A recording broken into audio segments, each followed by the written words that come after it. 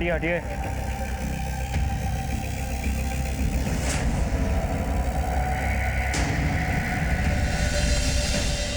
कहाँ है? उधर से। मैडम आप इनको ले जाइए। कम।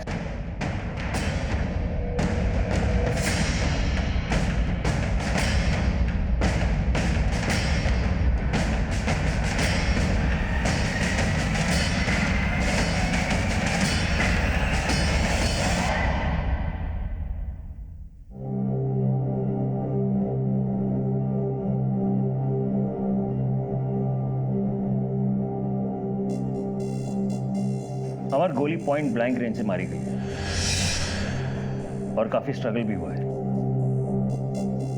सर बॉडी तो देखकर लग रहा है कि मर्डर तकरीबन 1 घंटे पहले ही हुआ है। Sana. Yes sir. Forensic team को बुलाओ, फिंगरप्रिंट्स और सारे माइन्यूट डिटेल जमा करो। और कौन कौन रहता है इस घर में? सर यहाँ 3 लोग रहते हैं, कोमल, उसके ससुर जी सोमनाथ जी और पोता गर्ग। मैंने सोमनाथ जी को फोन किया है, वो भी बस आते ही होंगे। आप पड़ोसी हैं? जी सर, मैं यहीं रहती हूँ। गोली चलने की आवाज़ तो सुनी होगी? जी सर, मैं यहीं छत पर अचार डाल रही थी, तभी आवाज़ सुनाई दी। सर उस वक्त मैं समझ नहीं पाई कि वो गोली की आवाज़ थी, लेकिन थोड़ी देर के बाद मैंने गर्ग को यहीं से निकलते हुए देखा। उसके हाथ में बंदूक थी। मैं देखकर घबरा गई थी सर, मुझे लगा कुछ गड़बड़ है और मैंने अंदर जाकर देखा तो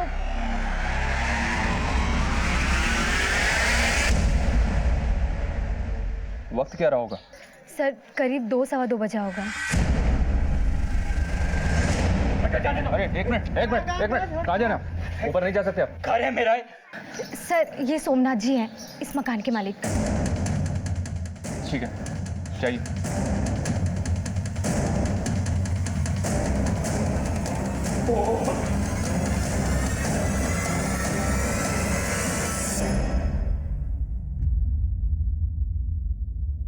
ऐसे हो क्या है सब? क्या आओगे? मेरा पोता गर्व कहाँ है? गर्व! देखिए सर, गर्व ने खुद कबूल किया है कि उसने अपनी माँ की हत्या की है। कैसे? देखिए मुझे इसी वक्त गर्व से बात करनी है। कहाँ है वो? आप इस बात नहीं कर सकते प्लीज। ऑफिसर देखिए, मेरा पोता है, मैं उसका दादा हूँ। सर प्लीज ऑफिसर मेरी बात सर, मैं सुनो। आपको- देखो यहाँ मेरी बहू मरी पड़ी है और मेरे पोते से तुम लोग बात भी नहीं करने दोगे।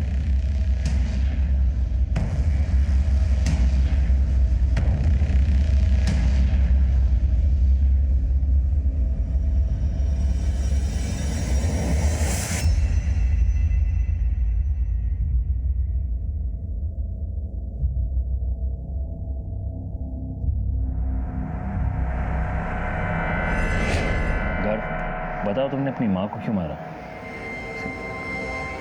क्योंकि मैं अपनी मम्मी से नफरत करता था।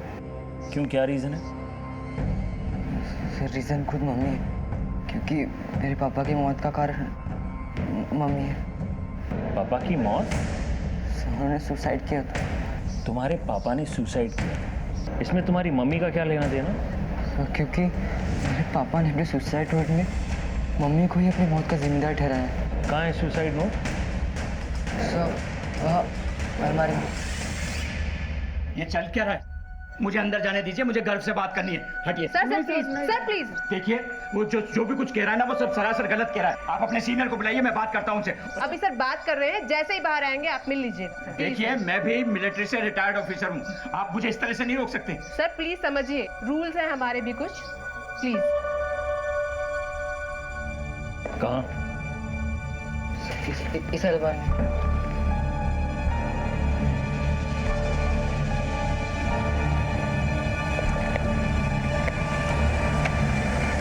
नहीं है, इसी में लगा था मैं।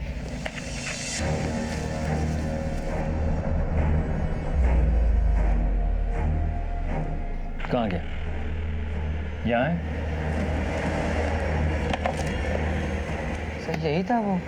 कब की तुम्हारे पापा ने आत्महत्या? 3 महीने पहले। 3 महीने पहले तुम्हारे पापा ने आत्महत्या की, तो आज ही के दिन तुमने बदला क्यों लिया? क्योंकि 3 दिन पहले पढ़ा था मैंने सुसाइड नोट। लेकिन वो सुसाइड नोट है कहाँ?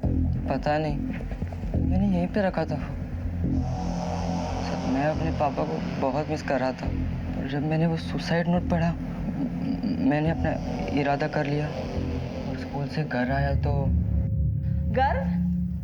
जल्दी से जूते खोल के मुंह हाथ धो ले।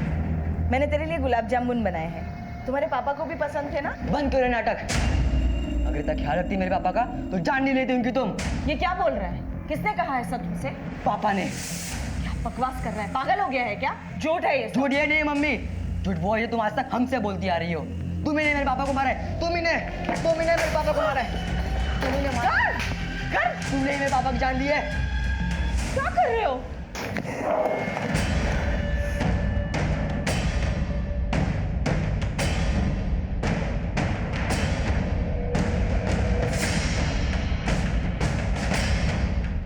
वो कट्टा तुम्हारे पास कहाँ से आया?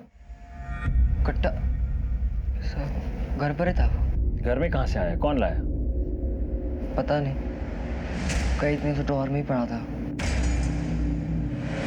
ये क्या कर रहे हैं आप? कहाँ ले जा रहे हैं? मैं इसे आपको ले जाने नहीं दूंगा। अरे ऑफिसर में छोटा बच्चा है, आप समझ यू अंडरस्टैंड। आपको जो कुछ भी कहना है पुलिस स्टेशन आके। अरे ऑफिसर, आप ऐसे कैसे कर सकते हैं? मेरी बात तो सुनिए आप।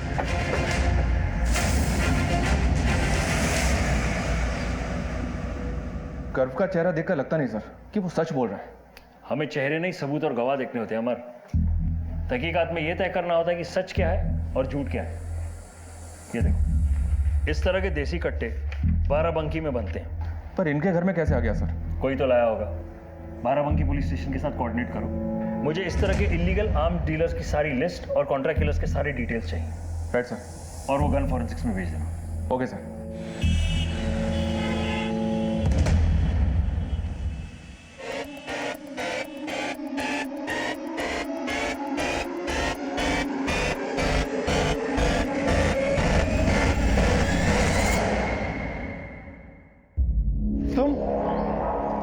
अभी तक डिलीट नहीं किया ना आपने ये वीडियो? इस ताका झाकी के चक्कर में ना एक दिन बहुत बुरा फंसेंगे आप। अरे कब तक मैं आपको इन पछड़ों से निकालती फिरूंगी?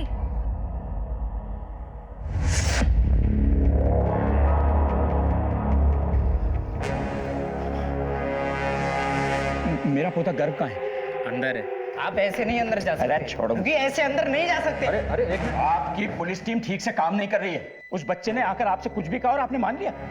क्या लगता है कि वो बच्चा हत्या कर सकता है, वो भी अपनी माँ की? ये कोई मामूली बात नहीं है। सोमनाथ जी, ये हम नहीं कह रहे हैं, कर्व ने खुद इकबाल जुर्म किया है। और इतना ही नहीं, उसने वो हथियार भी हमें सौंप दिया है और हत्या का कारण भी बताया। ये मामूली बात है क्या? देखिए सोमनाथ जी, मामला बिल्कुल साफ है और जहां तक बात इल्जाम की है, हम साबित कर देंगे सच क्या है और झूठ क्या है। मैं आपसे कह रहा हूं कि ये सब झूठ है। आप ये कैसे कह सकते हैं? क्योंकि मैं जानता हूं कि सच क्या है। क्या है सच? सच ये है कि कोमल की हत्या गर्व ने नहीं, मैंने की है।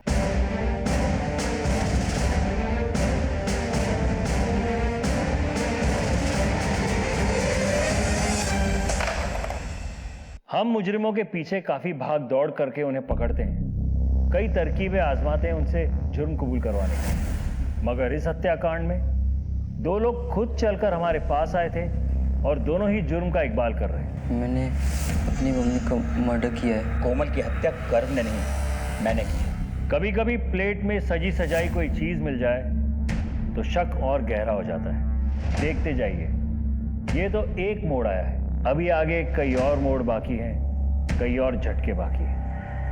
आप जानते हैं आप क्या कह रहे हैं? मैं अच्छी तरह से जानता हूं। क्यों मारा कोमल को? अब मुझे ना इस बारे में कुछ कहना है ना कुछ सुनना। क्यों नहीं सुनना? इसलिए ना क्योंकि पहली बार मेरी तरफ से किसी को तुम्हारे काम की जरूरत पड़ी है ना? अगर वजह इतनी होती तो काफी थी, लेकिन क्या? देखो कोमल, इस बात को यही रफा दफा कर दो, वरना क्या? हाँ, वरना मैं कुछ कर बैठूंगा। कोमल, आखिर तुम चाहती क्या हो? क्यों हंसते खेलते घर को नरक बना रही हो? क्या चल रहा है? कोई कुछ बताएगा मुझे? अगर कोई कुछ मुझे बताएगा तो मैं हल निकालूंगा। हल तो अब मैं निकालूंगी। कोमल, चल कोमल, चल मेरे साथ, तू चल।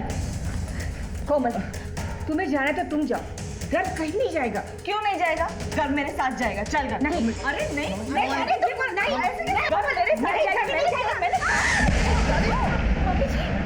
मम्मी जी, आपको लगे तुम पागल हो गए क्या? तुमने मुझे थप्पड़ मारा, बस यही कदर रह गई है मेरी इस घर में।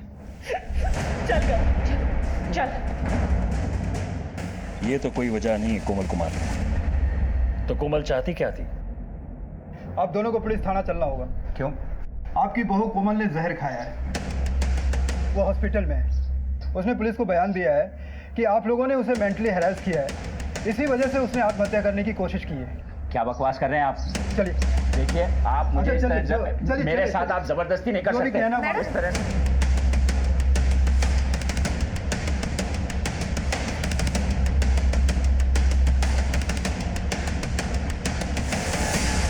इतना सब कुछ होने के बाद भी मैंने दोनों को मिलाने में कोई कसर नहीं छोड़ी।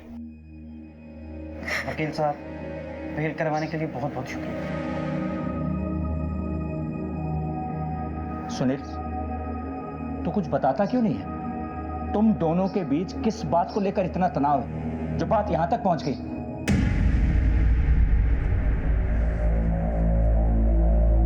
सुनील,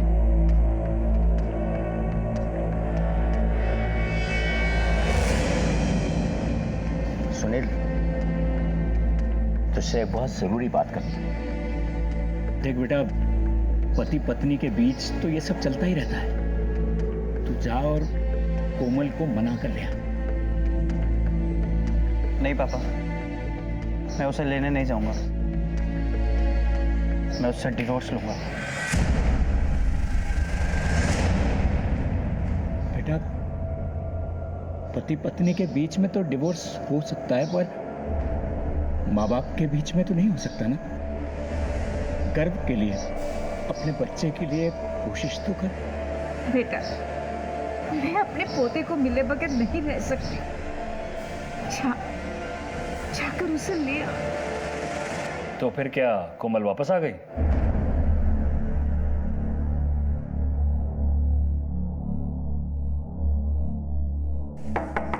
सुनील,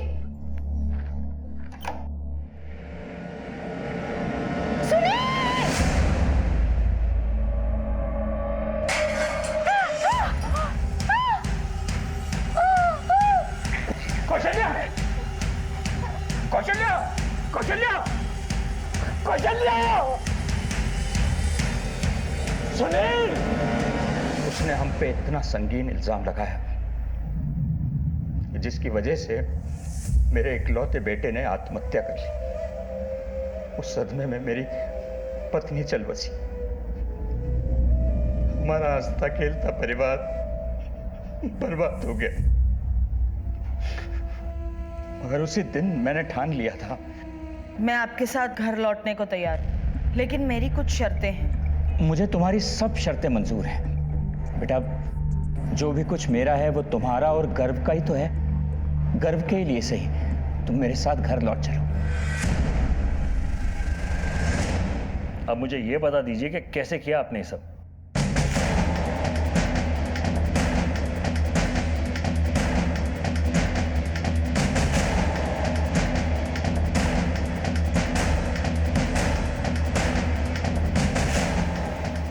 बाबूजी ऐसे क्यों देख रहे हैं?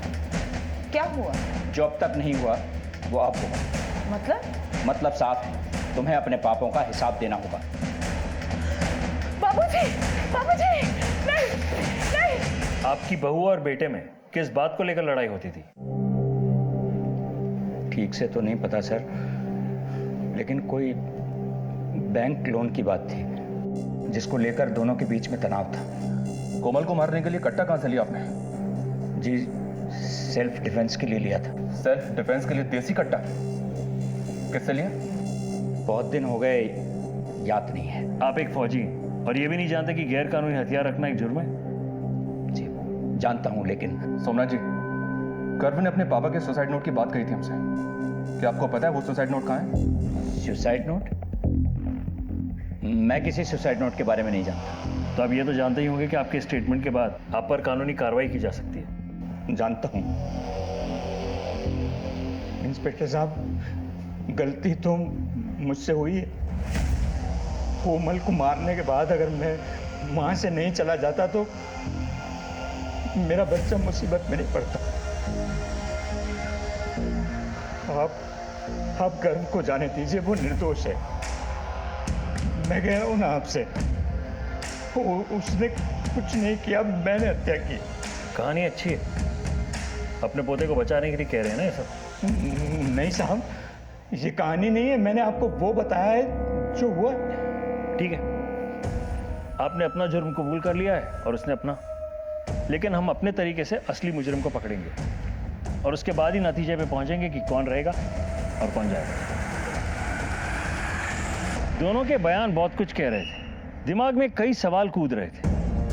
एक तरफ एक 14 साल का लड़का अपनी मां को जान से मार देने की बात कबूल कर रहा था, तो दूसरी तरफ एक बुजुर्ग अपनी बहू को। हम सब सोच में पड़ गए थे। सर मोटिव तो दोनों के पास है, कोमल को मारने का। इन दोनों के स्टेटमेंट्स में काफी बातें मनगढ़ंत लग रही हैं। सुनील शर्मा सुसाइड केस की फाइल देखी है मैंने, उसमें सुसाइड नोट का कोई जिक्र नहीं। It was an open and shut case. हमें इन दोनों के स्टेटमेंट्स को क्रॉस वेरीफाई करना होगा। सर ये फिंगरप्रिंट की रिपोर्ट्स। सर देसी कट्टे पे सोमनाथ और गर्भ दोनों की उंगलियों के निशान थे, लेकिन और भी निशान थे जो डिस्टॉर्टेड हो गए। इसका मतलब ये निशान खुद कोमल के हो सकते हैं जो हाथापाई के वक्त पड़ गए, या फिर कोई तीसरा आदमी है जिसे ये दोनों बचाने की कोशिश कर रहे हैं, या फिर सर एक दूसरे को। राइट।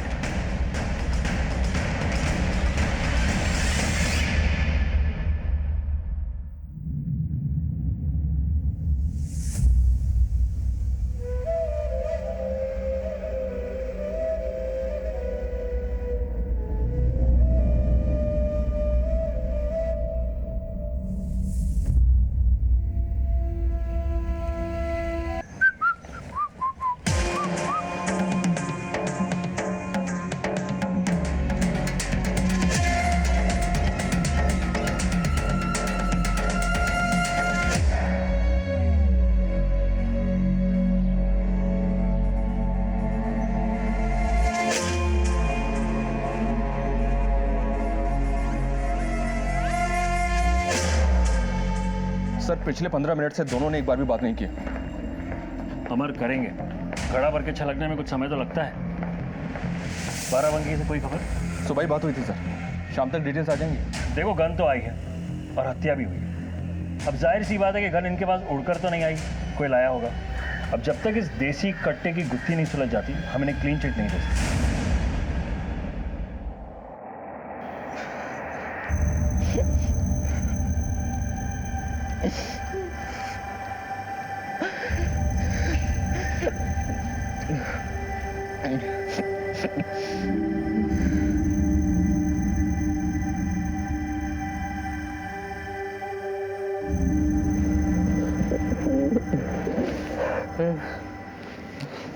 क्या किया तूने बेटा? क्यों किया? बोल।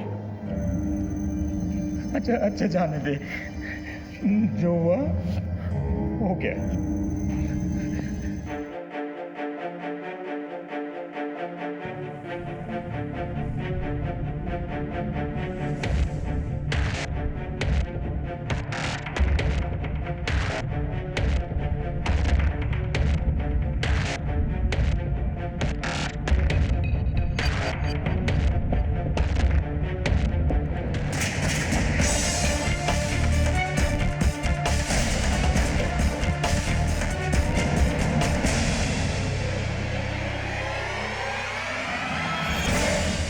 ये मोहल्ला जितना सामान्य अब दिख रहा है, वो घटना के वक्त ऐसा था नहीं। जिस तरह डॉक्टर हर मरीज का अलग इलाज करता है, उसी तरह हम पुलिस वालों को भी मुजरिम देख के पैंतरे इस्तेमाल करने पड़ते हैं। मैं सिर्फ इतना बता दूं कि अब इस केस की दिशाएं बदल गई थी और अब ये केस अनोखे से भी ऊपर उठ चुका था।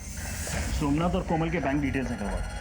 सुनील जिस बैंक में मैनेजर था, वहाँ की डिटेल्स निकलवाओ कि किस रिश्तेदार के लोन के कारण सुनील और कोमल एक दूसरे से लड़ रहे थे। एक टीम बना ली हमने सर, जो घर मोहल्ले और फैक्ट्री से सारी डिटेल्स जमा करेगी। कोमल के मैके में पूछताछ करते हैं। होशियारी से इन्वेस्टिगेशन होनी चाहिए। And we have to speed up. Right sir. Okay.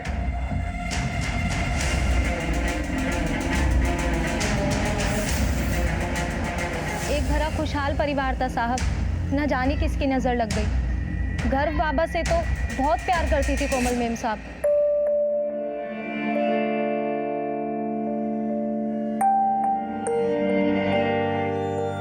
जहाँ तक सोमनाथ जी का सवाल है, कोमल मेम साहब और उनकी ज्यादा बातचीत नहीं होती थी।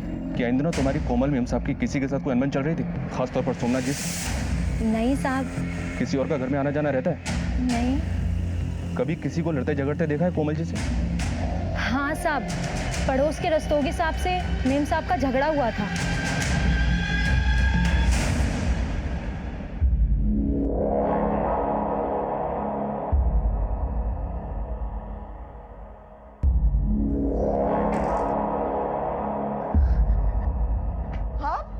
आप यहाँ क्या कर रहे हैं? अरे कोमल जी, ये अखबार बाहर पड़ा था, वही देने आया था। अखबार देने क्यों आ गए? अखबार बाहर पड़ा है तो पड़ा रहने दीजिए, और देने भी आए तो ऐसे सीधे अंदर चले आएंगे आप? आवाज नहीं दे सकते? आप तो बेकार में नाराज हो रही हैं। मैं तो बस यूं ही अपना घर समझ के आ गया था। अपना घर समझ के आ गए थे? कैसे आए वैसे के वैसे दफा हो जाइए यहाँ से।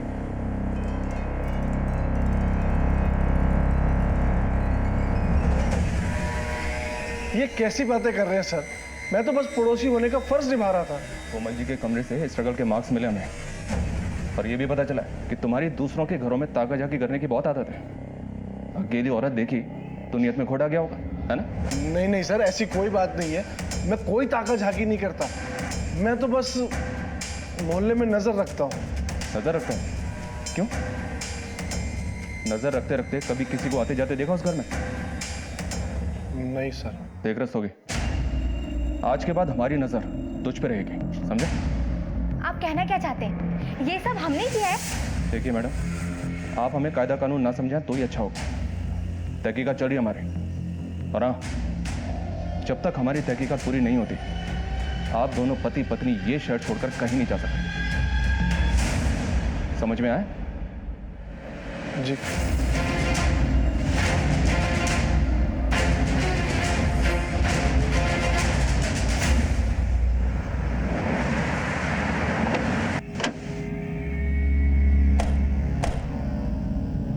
मैडम, मेरे दीदी के कत्ल का जितना जिम्मेदार ये सोमनाथ है ना, इससे कहीं ज्यादा मेरे पिता हैं। मैंने इनको समझाया भी, लेकिन इतना सब कुछ होने के बाद भी ना, बस ये आ गए उनके गड़ियाली आंसुओं में। दीदी, ये आप क्या कर रही हो? अब वापस उस घर में जाना चाहती हो? अब पागल हो गई हो? तू चुप रह, कोमल ठीक कर रही है। अरे सोमनाथ जी खुद चल कर आए हैं, और फिर गर्व हमसे ज्यादा उनके पास खुश रहेगा। और मैडम, वो तो पहले से चाहते थे हमसे कैसे भी बदला ले अपनी पत्नी और बेटे का। मैडम, वो तो चाहते थे अपने पोते को हासिल करना, लेकिन बस दीदी उनकी चिकनी चोपड़ी बातों में आ गई। मैं जानती हूँ उन लोगों से बहुत गलतियां हुई हैं, लेकिन मुझे गर्व के भविष्य की चिंता है, इसलिए मुझे जाना पड़ेगा। आप लोग चिंता मत कीजिए, मैं सब संभाल लूंगी। ये ठीक कह रहे हैं, मैं ही नहीं समझ सका।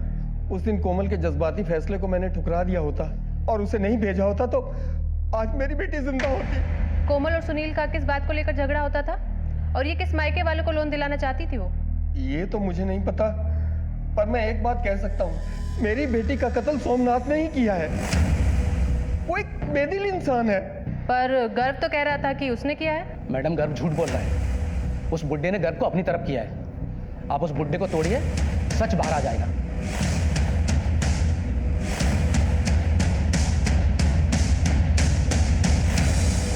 गर्व, चलो, तुम्हें दूसरी जगह शिफ्ट करना है। दादाजी,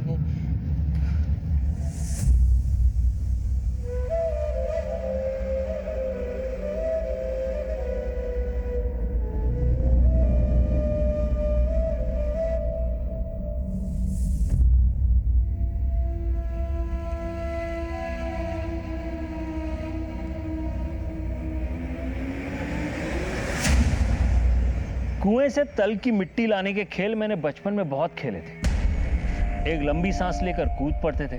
अब मुझे बिल्कुल वैसा ही लग रहा था। लंबी सांस भी भर ली थी और कूद भी पड़े थे, लेकिन तल की मिट्टी अब तक हाथ नहीं आई थी, और खाली हाथ ऊपर भी नहीं जा सकते थे। खैर, इस केस की बात करें तो कोमल और सोमनाथ के परिवार के बीच इतने सारे हादसे होना,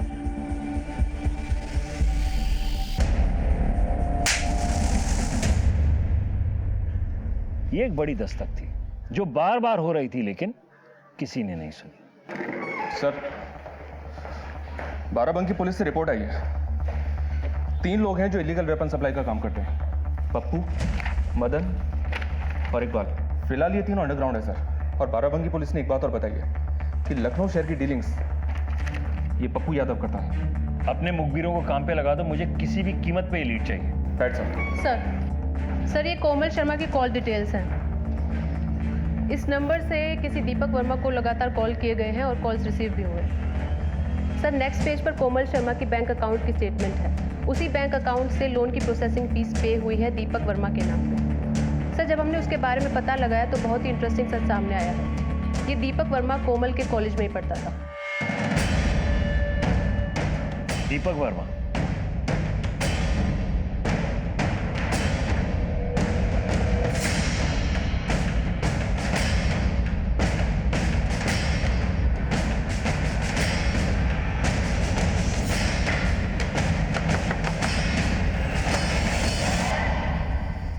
जी कोमल के मर्डर के बारे में दीपक वर्मा से बात करनी है, बुलाइए उसे। उस डायन औरत ने जीते जी तो हमारा जीना हराम कर ही दिया था और मरने के बाद भी हमारा पीछा नहीं छोड़ रही है।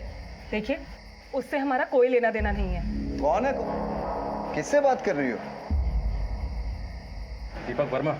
जी मैं ही दीपक वर्मा हूँ। कोमल मर्डर केस में पूछताछ करनी है तुमसे, चलो हमारे साथ। सर कोमल के मर्डर के बारे में क्या पूछताछ करनी है? मैं क्या बता सकता हूँ उसके मर्डर के बारे में? मैंने कहा ना तुमसे, चलो हमारे साथ। सर मैं कॉपरेट कर रहा हूँ सर, ये क्या कर रहे हैं आप मेरे साथ? हमने आपसे बोला था ना कि उस औरत से दूर रहिए, पर आपने मेरी एक नहीं सुनी। अब तो पुलिस भी घर पे आ गई है और पता नहीं क्या क्या देखना बाकी रह गया है। जी हाँ सर, मेरी और कोमल के बीच में रेगुलर बातचीत होती रहती थी सर। दरअसल कोमल और मैं बचपन के अच्छे दोस्त हैं सर, एक दूसरे को बहुत अच्छी तरह से जानते थे। कोमल तुम्हें लोन क्यों दिलवाना चाहते हैं? इस लोन के चक्कर में कोमल और उसके पति सुनील के बीच झगड़े भी हुआ करते थे, क्यों? सर अब उन दोनों के बीच में झगड़े क्यों होते थे ये तो मैं नहीं जानता हूँ सर, लेकिन हाँ सर कोमल जेन्युइनली मुझे लोन दिलवाने में मदद करना चाहती थी सर। सर मैं बाल बच्चेदार आदमी हूँ सर, कोई मेरा काम तो बना नहीं, लेकिन ये परेशानी खामखा गले पड़ गई है। मर्डर वाले दिन कहाँ थे तुम? कानपुर में था सर, अपने बिजनेस सेटअप के सिलसिले में। कहाँ रुके थे? सूर्या होटल में। ठीक है, जरूरत पड़ी तो फिर बुलाएंगे। Thank you sir.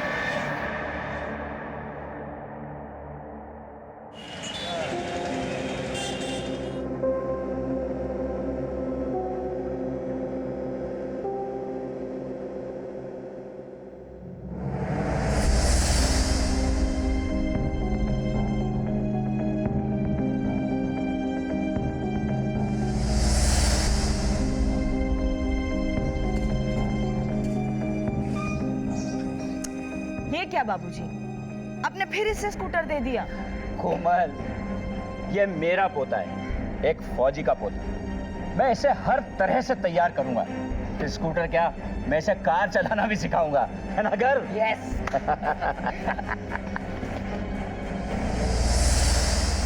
गर्व बेटा, देखो ये बस में खाने के लिए पकड़ो, ये शॉर्ट रिसेस का और ये वाला लॉन्ग रिसेस का पूरा खत्म करना। हाँ। और सुनो बेटा, जो हुआ उसे भूलने की कोशिश करना।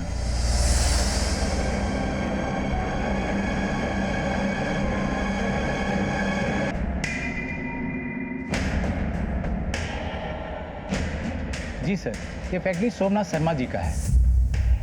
फैक्ट्री लीज पे देने के बाद वो टाइम पास के लिए यहाँ आया जाया करते थे। ये कोमल मैडम का इस फैक्ट्री में आना जाना होता था?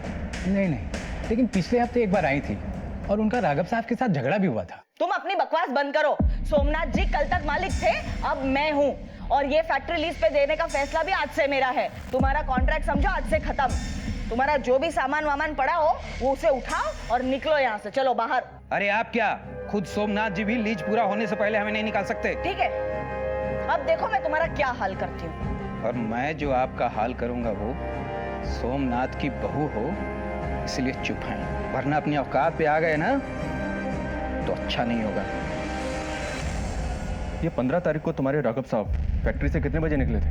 यही करीब 1:30 बजे के आसपास। अभी कहाँ है तुम्हारे साथ? राघव साहब महीने में 2-4 बार बाराबंकी जाते हैं। अभी वो बाराबंकी गए हुए हैं, आज आने वाले थे, आते ही होंगे। क्या राघव, आजकल बाराबंकी जाना बहुत हो रहा है तेरा? आजकल ही नहीं सर, हमेशा आना जाना लगा रहता है। बाराबंकी में बना हुआ कट्टा इस्तेमाल हुआ है कोमल की हत्या में। मेरा बाराबंकी आना जाना लगा रहता है, इत्तेफाक से कट्टा भी वहीं का मिला है। मतलब कातिल मैं हो गया? तुमने ही तो धमकाया था उसे। हाँ, धमकाया था, बात ही कुछ ऐसी कर रही थी वो। कोमल ने ये फैक्ट्री किसी को लीज पे देने की बात क्या कही? तुमने तो मरवा ही दिया उसको। गलत इल्जाम लगा रहे हैं सर आप हम पर। बहुत वफादारी के साथ अपना काम करता आया हूँ, वो औरत पहले अपना घर जला ली और चली थी फैक्ट्री हथियाने।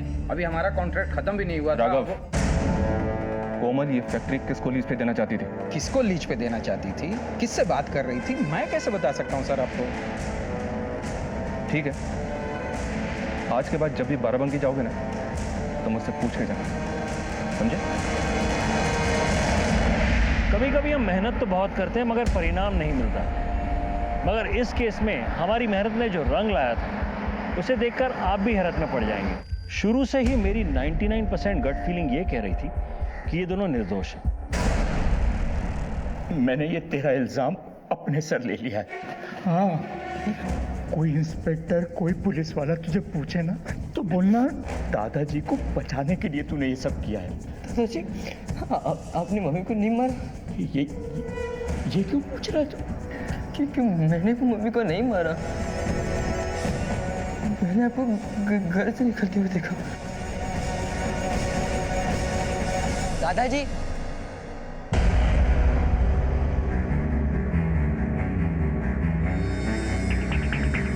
मम्मा,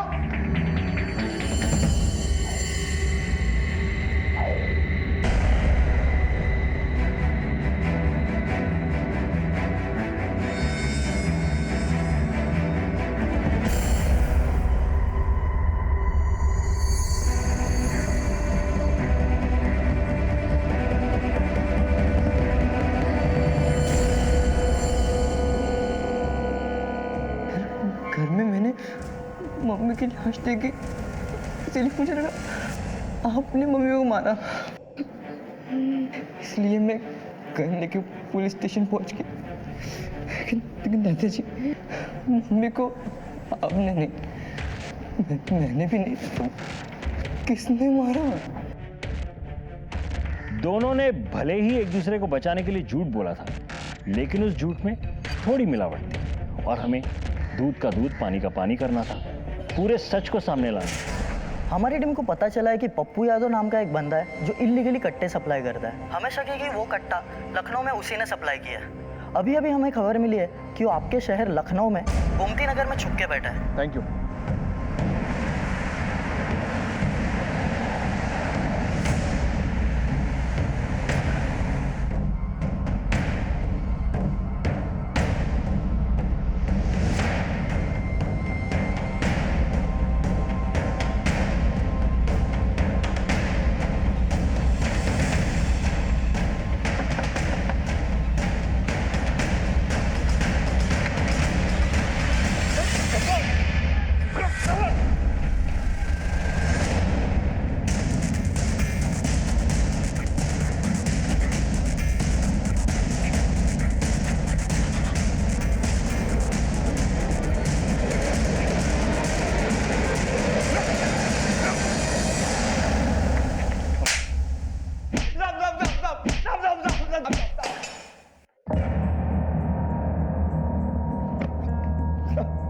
किसको बेचा था कट्टा?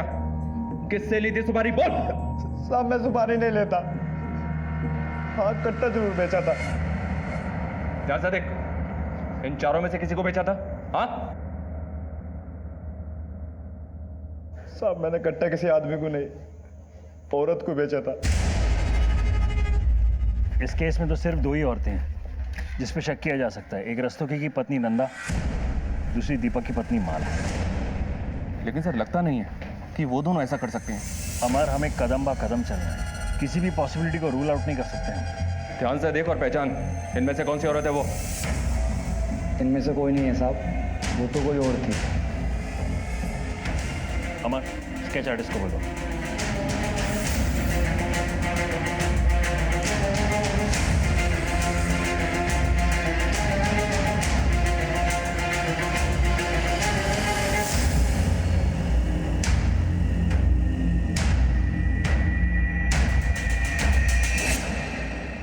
ये तो कोमल है सर।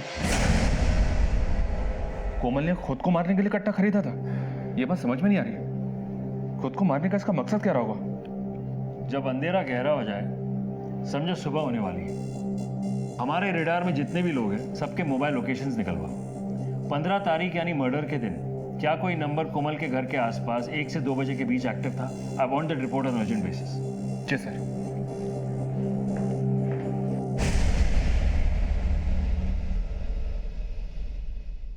बाबा, मेरी मौत की जिम्मेदार कोमल है। उसने मेरा विश्वास तोड़ा है। हमें नीचा दिखाने के लिए वो खुद बहुत गिर गई। उसने गर्व को भी हमसे दूर कर दिया। अब मैं और बर्दाश्त नहीं कर सकता। मुझे माफ कर देना बाबा।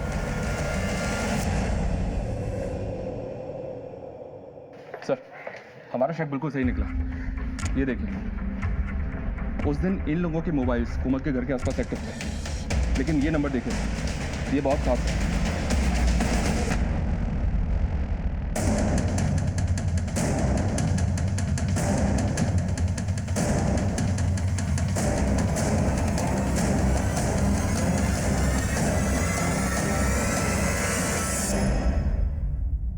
मैं आपको शुरू से बोल रहा हूँ कि 15 तारीख को मैं कानपुर में था सर, तो मैं लखनऊ में कैसे हो सकता हूँ? तुम सही कह रहे हो। हम भी यही सोच रहे थे कि जो आदमी कानपुर में है वो लखनऊ कैसे आ सकता है। इसीलिए हमारी टीम खुद कानपुर गई। हाँ मैम, दीपक सिंह ने होटल बुक किया था 15 तारीख को और वो आए भी थे, लेकिन रात को 9 बजे। कोमल का मर्डर हुआ दोपहर 2 बजे। लखनऊ से कानपुर का सफर तूने तय किया केके ट्रेवल्स की कार में। शाम को 6 बजे तू यहां से निकला और तकरीबन 45 मिनट एक ढाबे पर खाना खाने के बाद 9 बजे तू सूर्या होटल पहुंचा। अब इतने सारे सबूत दे दिए हैं तो आंखों के सामने अंधेरा छा गया होगा ना दीपक। अब सच सच बताओ, वरना सच उगलवाने के तरीके आते हैं। मैं सब बताता हूँ सर, सब सच सच बताता हूँ सर। सर, ये कहानी हमारे कॉलेज डेज की है।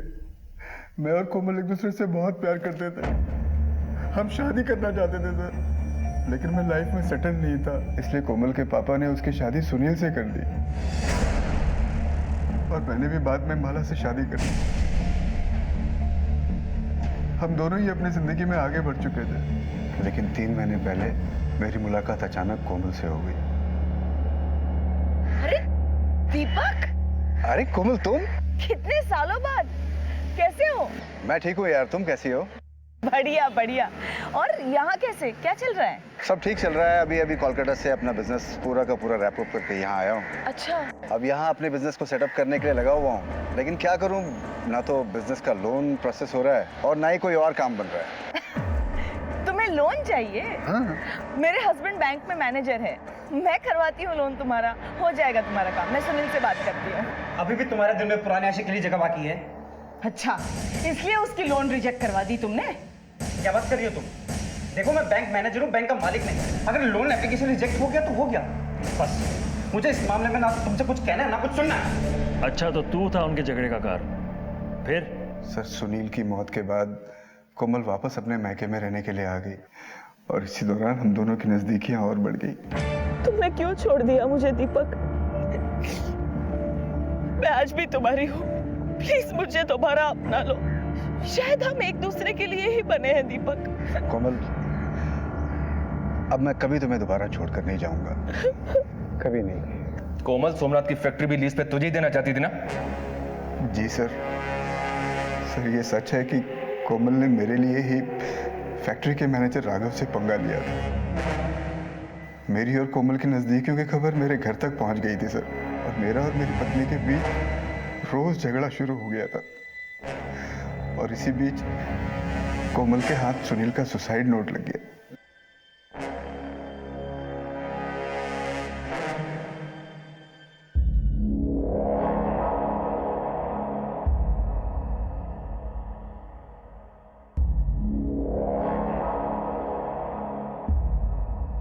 ये है उस बुढ़े का असली चेहरा। अपने बेटे और पत्नी की मौत का बदला लेना चाहता है मुझसे ये आदमी। जैसे मैंने उनको फंसाया था ना, उसी तरह अबेटमेंट टू सुसाइड के केस में फंसाना चाहता है ये मुझे। इसीलिए संभाल कर रखा है ये सुसाइड नोट अब तक। और 15 तारीख को कोमल ने मुझे अपने घर पर बुलाया। ये लो, काम तमाम कर दो उस बुढ़े का। देखो, उसके बाद ना किसी लोन की जरूरत नहीं पड़ेगी अपने को। सिर्फ तुम, मैं और ये सारी जायदाद हमारी। फिर तुम्हारी बीवी को भी थोड़े पैसे देकर उसको तलाक दे देना। लेकिन कोमल, मैं किसी की हत्या नहीं कर सकता यार। मेरे से नहीं होगा। पागल मत बनो दीपक। मैं चाहूँ ना तो उस बुड्ढे के खाने में जहर डालकर उसे कभी भी मार सकती हूँ, लेकिन मैं ऐसा करूंगी तो फंस सकती हूँ। किसी और से करवाऊंगी तो भी फंसने के चांसेस हैं। इसीलिए मैं तुमसे कह रही हूँ, देखो मैंने गन का भी इंतजाम कर दिया है। प्लीज मार दो उसे। अरे किसी को मारना कोई मजाक है क्या कोमल? तुम नहीं कर सकते तो मुझे करना पड़ेगा। मैं तुम्हारे बगैर अभी और नहीं रह सकती दीपक। कोमल पागल हो गई हो क्या तुम? कोमल तुम बात को समझती क्यों नहीं है? गलत है। कुछ गलत नहीं है, मुझे मार डाल अरे क्यों नहीं समझ? मुझे जाने दो। छोड़ो गन छोड़ो।